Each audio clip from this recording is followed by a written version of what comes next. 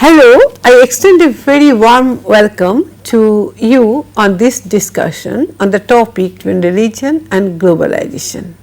While we discuss on the issue elaborately, it is first mandatory to understand what globalization is. So, what is globalization? Well, I am sure all of us have heard the word a number of times earlier and every now and then. We see that most of us may relate it to just the economic aspect. It is here we see how the sociologists have seen it differently. They move beyond the economic factor to understand the phenomenon of globalization. They see much more than economy and economic relations.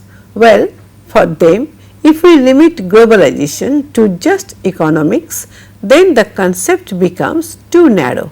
They are of the view that globalization has economic, political, social, cultural and ideological aspects. Well, globalization can be regarded as the tendency of technologies, philosophies and business to spread throughout the world, or the process of making this happen. It is the process of interaction and integration among different people, various companies and governments of different countries. Globalization as a process is aided by information technology and driven by investments and trade. The globalization process affects each and every aspect of the society, be it environment, culture or religion. No aspect of society remains untouched by globalization. Now, let us see some definitions of globalization given by some sociologists. Roland Robertson has defined globalization as the compression of the world and the intensification of the consciousness of the world as a whole. In the words of sociologists Martin Albro and Elizabeth King, globalization is regarded as all those processes by which the people of the world are incorporated into a single world society. According to Anthony Giddens, it is the intensification of worldwide social relations which link the distant localities in such a way that local happenings are shaped by events occurring many miles away and vice versa. Now, let us see the connection between religion and globalization. So, whenever we think about religion and globalization, there are two things that abruptly come to our mind. Well, first and foremost, we see that globalization has brought about many new religious beliefs, customs, values and traits to various places through exchange and interaction, and also reducing our cultural differences. However, on the other hand, it also plays an important role in eroding local customs and beliefs. We can see religion and globalization as partners in historical change. Also, that religion has acted as a carrier of globalization tendencies in the world. Well, if we look into the history of Christianity, it can be understood in part as an early effort to create a global network of believers. This is why it resulted as a world religion. The growth and influence of Christianity as a world religion resulted due to the link between its goal to spread far and wide across the globe and the ever expanding economy and politics. It was a globalizing force even before globalization as a phenomenon existed. However, this historical patterns are not just limited to the Christian religion. These elements of historical pattern can be found even in Buddhism, Islam and other religions. Now, let me discuss an incident here that reflects a lot of religion and globalization.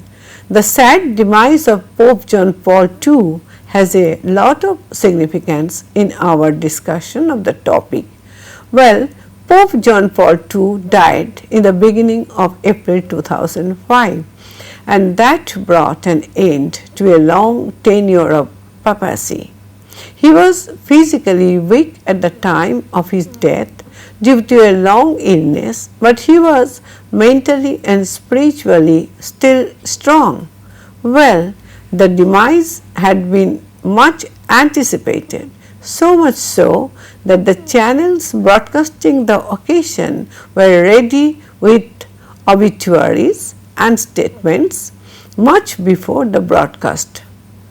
His popularity was very high. His resistance to communism in East Europe was known by all. He was regarded as a catalyst to the events that led to the collapse of communism as a political system. He was, however, criticized for his views on birth control. Well, the Pope was a global figure where everyone knew him. As we see, we could consider him as the best known individual in the modern world. So, when he was dying, it was expected that the whole world had their eyes on Rome. Now, we can see that most of the countries put a hold to their normal activities for a day to show their respect. Rome had become the most eyed country as all the attention from media, religious leaders and other individuals were on it. Most of them even went to the city in the week before the funeral. So I guess this is one of the most perfect examples of religious presence in the modern world and of the relation between religion and globalization. We can see now that the influence of the Pope crossed all political and religious boundaries. Well, it is very much true that not every individual appreciated what they saw, but I am sure only a few can ever deny the impact Pope had on everyone. It was indeed remarkable. We can see the importance of Pope here too. In Britain, the royal marriage was postponed because Prince Charles himself, the then Prime Minister and the Archbishop of Canterbury, should attend the funeral of the Pope in Rome.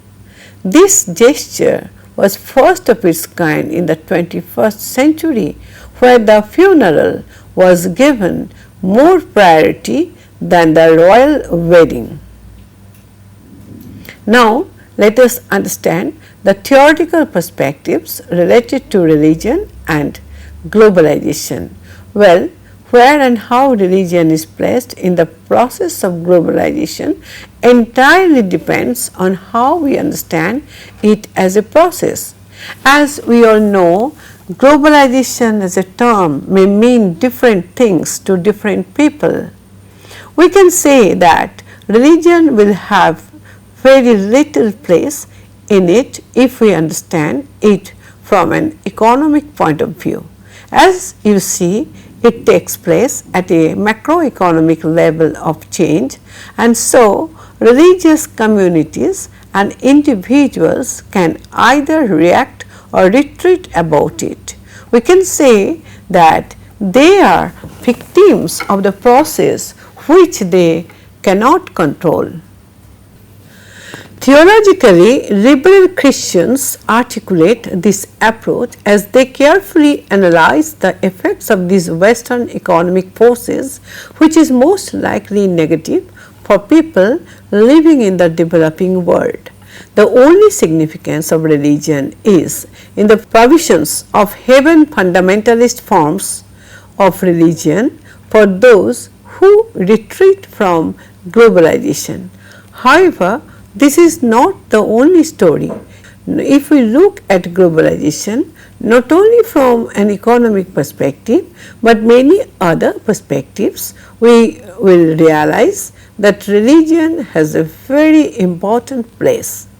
Well, as a matter of fact, religious activities and those working in it make use of much better technologies and transnational network to establish and develop their relationships. So, they are undoubtedly global actors. The different type of activities carried out under the name of mission is one of the examples, along with the metamorphosis of the Catholic Church in the global ecumenical movement in a continuously increasing global network of religious organizations, faiths and beliefs, groups and denominations. This is a very good example of globalization in the past century. Well, whenever we talk about mission in Christian forms, we tend to understand it to be the movement of the people from north to south, earlier Europeans, later followed by Americans, moved across the world for building an empire. Language faced changes in the mid-post-war decades. Churches then in the developing countries began asserting their presence as equal partners of their European or American equivalents. These churches started becoming the centers of Christianity in their own right, larger than what they were back to their own homes. Organizational changes followed. Then what followed was partnership between dioceses and parishes, with one in the north and the other in the developing countries, complementing volunteering services and society as the main aim of these missions in many Western societies.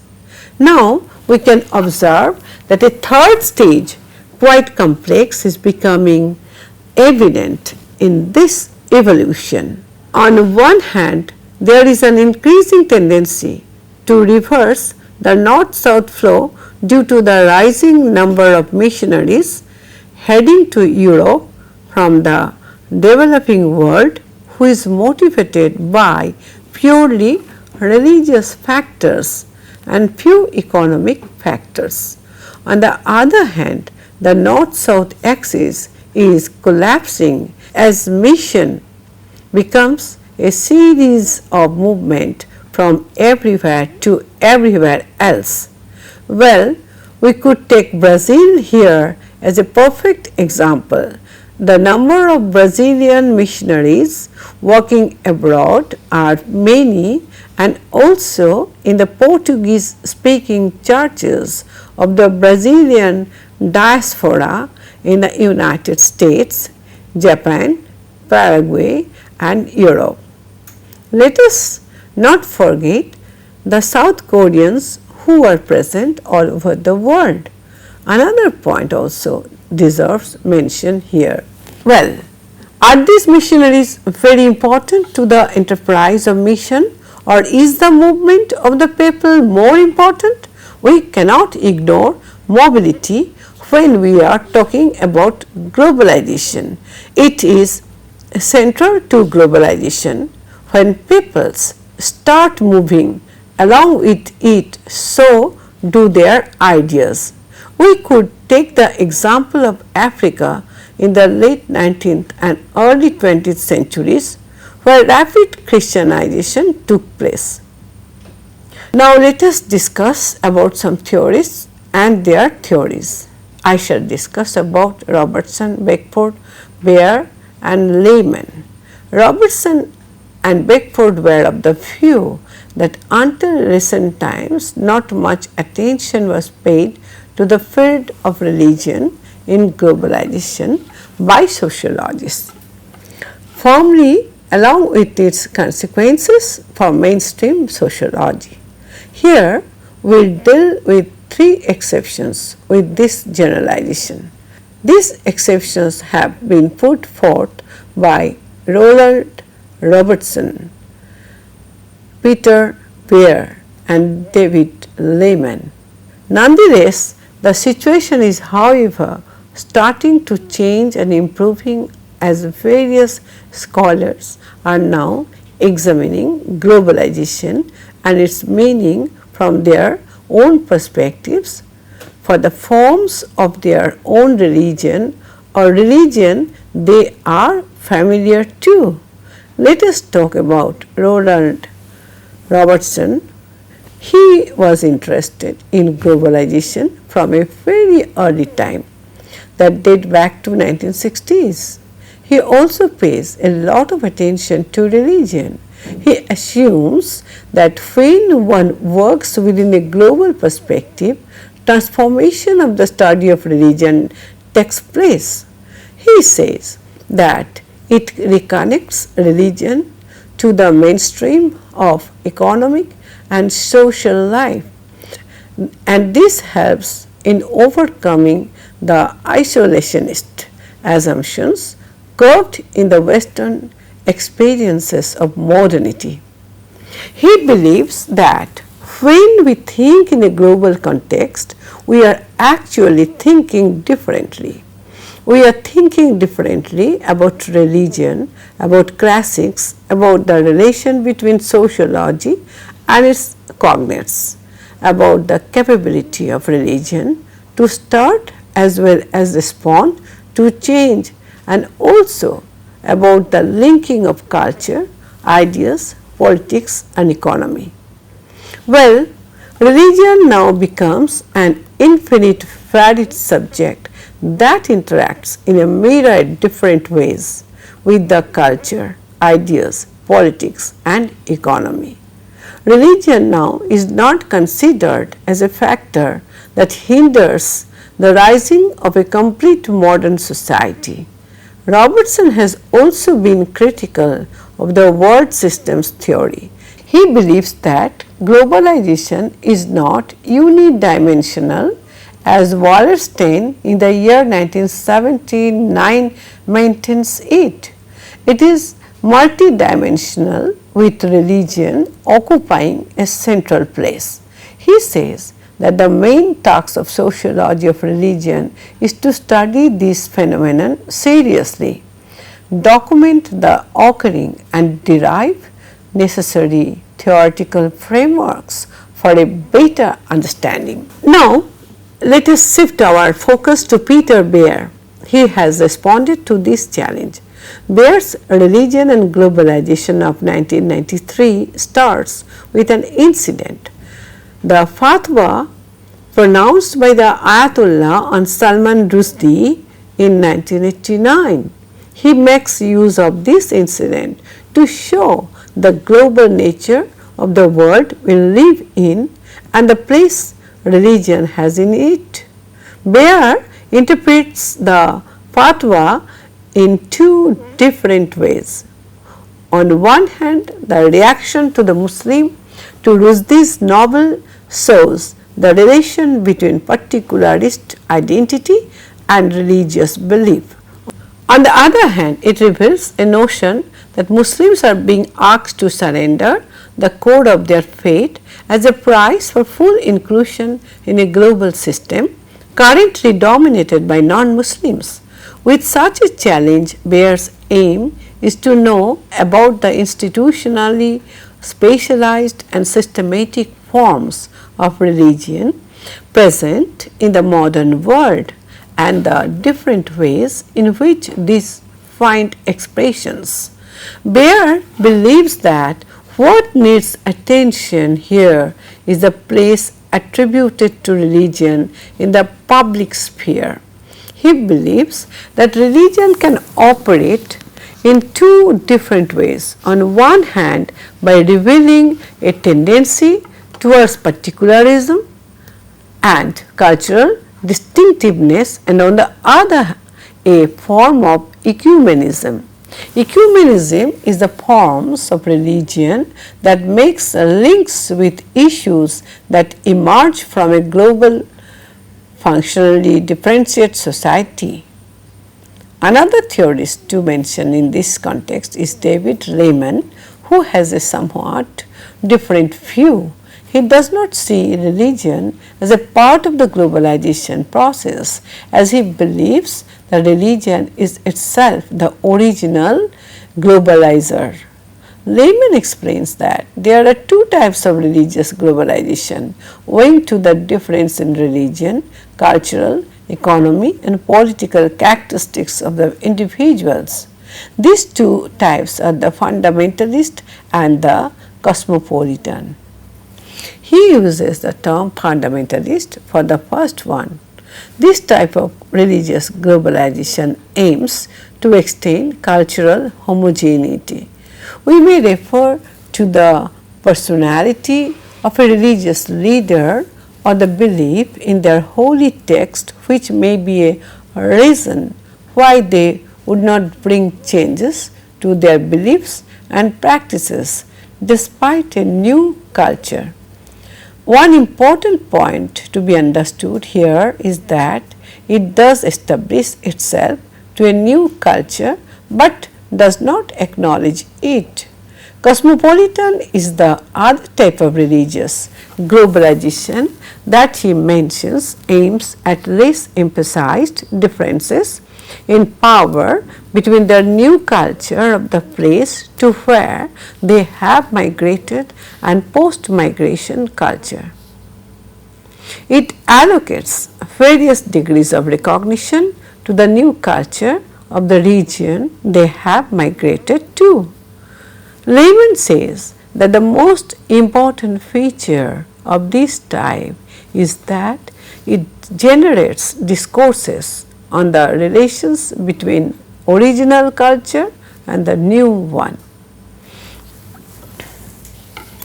There are different types of global religion. Pentecostalism is one kind. The Pentecostal forms of Protestantism began to grow in the late 20th century in the southern hemisphere. This took place first in Latin America, Africa and all over the Pacific Rim. It is seen that the growth rate of Pentecostalism is fastest among people who find in this form of Christianity a vision for themselves and support for their family.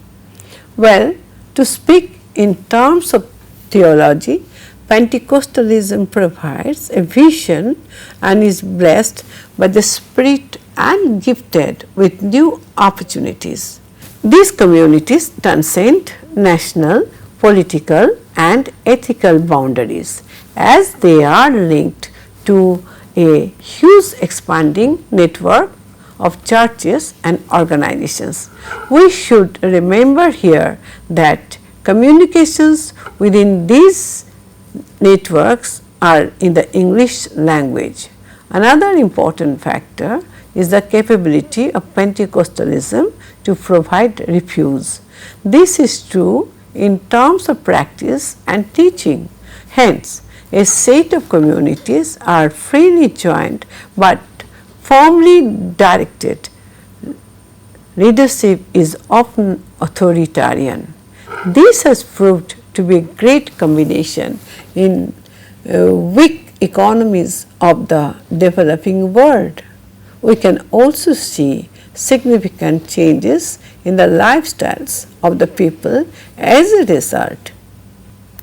Well, for those people living in the global south, Pentecostalism has brought survival along with real improvement. It is a more modest enterprise than a direct application of the thesis of Max Weber or capital accumulation. Honesty, discipline and organizational talent stand out and also become the most needed skills to survive in the industry. As people move from villages to towns and cities for employment opportunities and better education, Pentecostal communities become, in a very practical sense, as Maldonado has said, heavens and way stations in the journey up the socio-economic ladder. This could be applied to countries and continents as well. This is why Pentecostalism is a global option for Martin. Let us talk about global ecumenism. The World Council of Churches, or the WCC, was officially founded in 1948. It is a global institution. It is a proper example of Peter Bear's second type, that is a form of religion that makes links with the questions that arise from a global, functionally differentiated society. We see that the members of the WCC are diverse in origin, very qualified and efficient. The WCC became the channel through which the different streams of ecumenical life that already existed were brought together.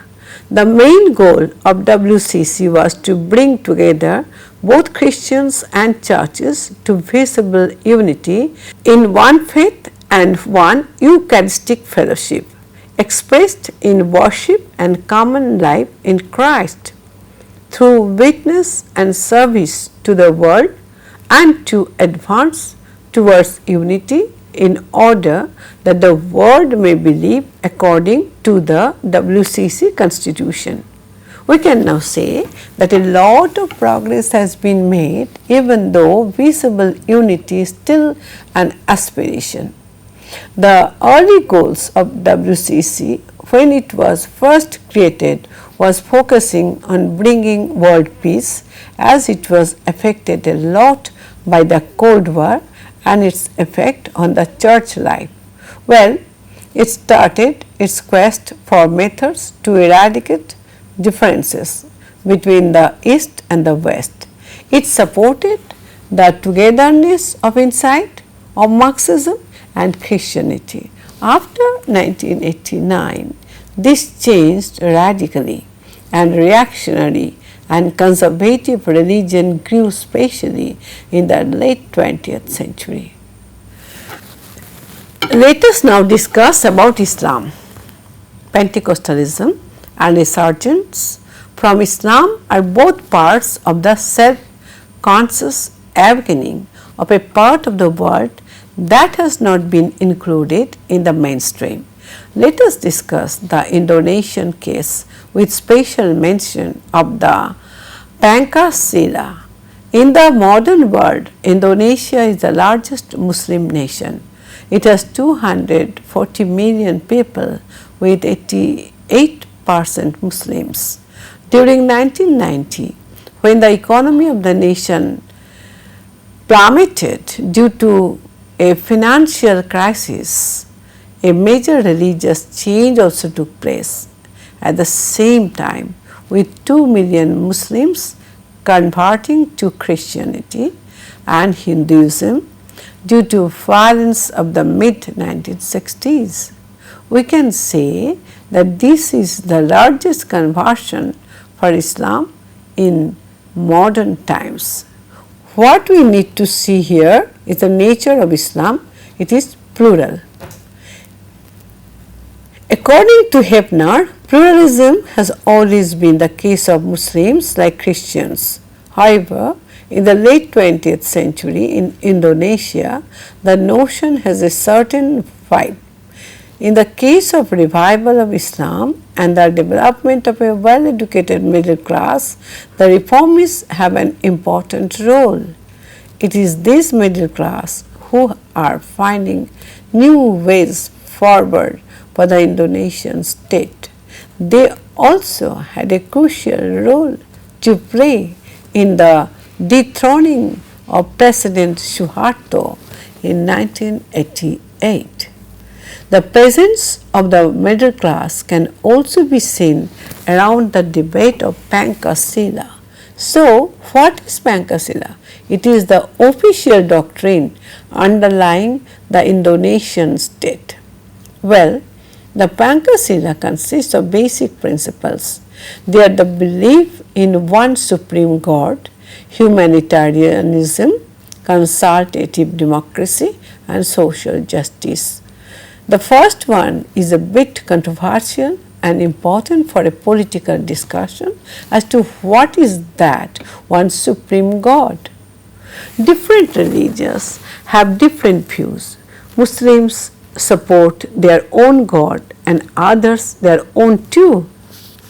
Well, religion is said to be present for the well-being of the people, and the state recognizes 5 religions with Islam in majority and Protestantism, Catholicism, Hinduism and Buddhism.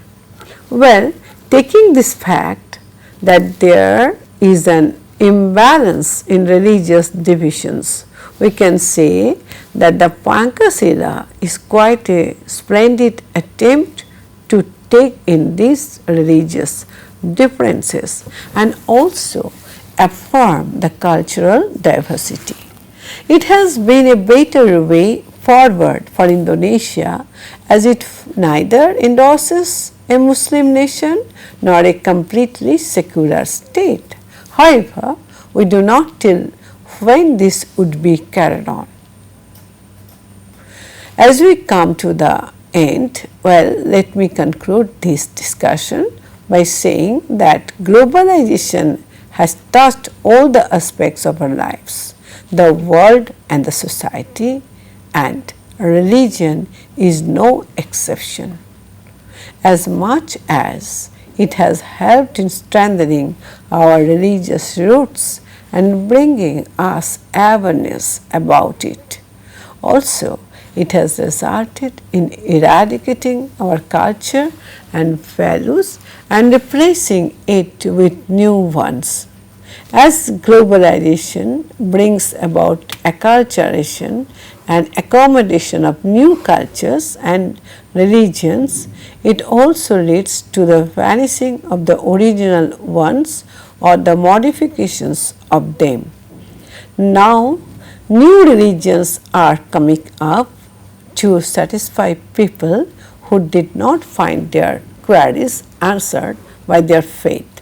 Conversions are taking place and global religions are rising. With this, I end my discussion on the topic religion and globalization. Thank you.